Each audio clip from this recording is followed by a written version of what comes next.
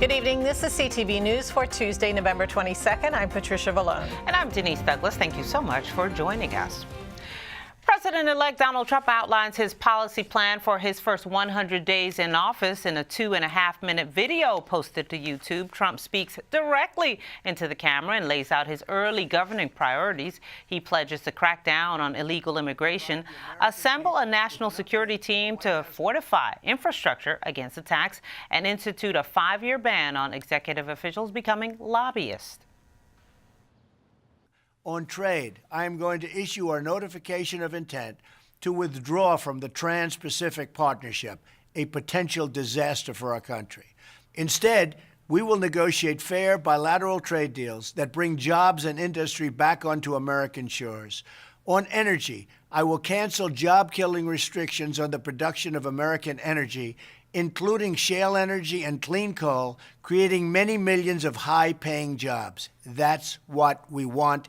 That's what we've been waiting for.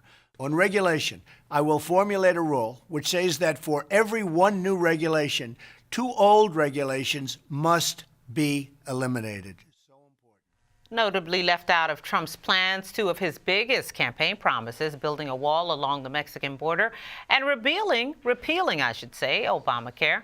Unlike the other items mentioned, those measures would require the approval of Congress and will likely take significantly more work. Prince George's County Executive Rashawn Baker says the Democratic Party needs to examine where it went wrong in the general election. With Republicans now firmly in control of the White House and both houses of Congress, it's time, Baker says, to do some soul searching.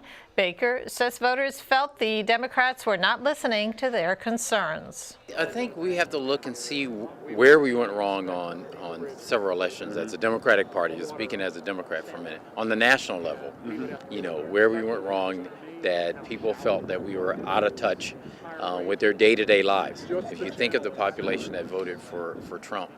But that's also a signal for us in this state of what's going to happen in 2018.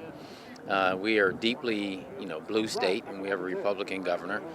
So we have to think about, how do we get to the folks who still believe in the core values that we have. That is education, safety, transportation, great jobs for people, healthcare. Those are still things that when you poll folks, they want to see happen, but yet they're not voting that way. So I think it's going to be a lot of soul searching in the Democratic Party. Now, Baker says he plans to meet with members of Maryland's congressional delegation to talk strategy. And more on the political front. As the presidential transition process moves ahead, Donald Trump's international empire is presenting a unique ethics challenge, particularly potential conflicts related to his global business interests. Jackson Clay, a multimedia specialist at CTV right here, traveled overseas the day after the election.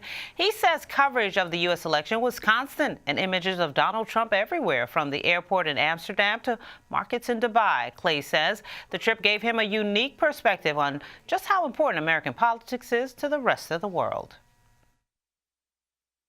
Some of the reactions and some of the conversations that I've had with people is they were a little concerned, especially those who had ambitions of coming to America at some point. They thought that he might bring a tighter border control or a tighter immigration policy, that they wouldn't be able to get citizenship. I mean, these are people from the Philippines, these are people from Europe. I spoke with a family from Australia.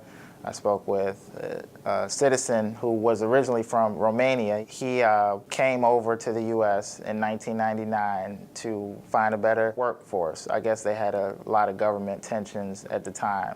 And so he came over as an engineer to work in the U.S., and he became a citizen. And we had a very interesting conversation at the airport. He told me specifically what countries may benefit from this election specifically, and 2 of the countries were Russia, of course, and France.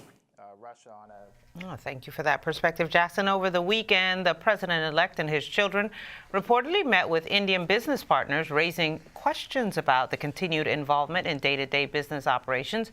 During the campaign, the real estate mogul promised to turn over control of his company to his adult children, who are also part of his transition team.